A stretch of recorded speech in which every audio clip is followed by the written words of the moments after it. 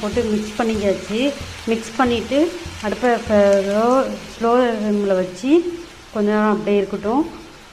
அப்புறம் வந்து வெங்காயம் வந்து இப்போ கண்ணாடி பதம் வந்த பிறகு லேசாக உப்பு கொஞ்சம் எடுத்து மேலே தூவி விட்டுணும். தூவி விட்டாக்கா உங்களுக்கு சீக்கிரமாக வெந்துடும். அதனால் நீங்கள் என்ன பண்ணிங்கனாக்கா இப்போ ரெண்டுத்தையும் மிக்ஸ் பண்ணிட்டோமா, மிக்ஸ் பண்ணிவிட்டு இன்னும் கொஞ்சம் லேட்டாக பார்த்தாக்கா கலர்லாம் மாறி கரெக்டாக வந்துடும். அப்புறமா பார்க்கலாம். இப்போ பார்த்தீங்களா, நான் ஃபஸ்ட்டு காட்டினதோட இப்போ எப்படி நல்லா வெந்திருக்குன்னு கலர் மாறி இருக்கு பாருங்கள்.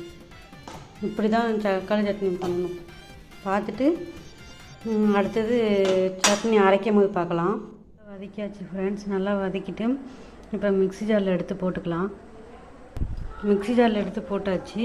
இப்போ வந்து அரைச்சிட்டு என்னென்ன தாளிக்கும் போது பார்க்கலாம். நல்லா நைஸாக அரைச்சாச்சு. அரைச்சிட்டு எடுத்து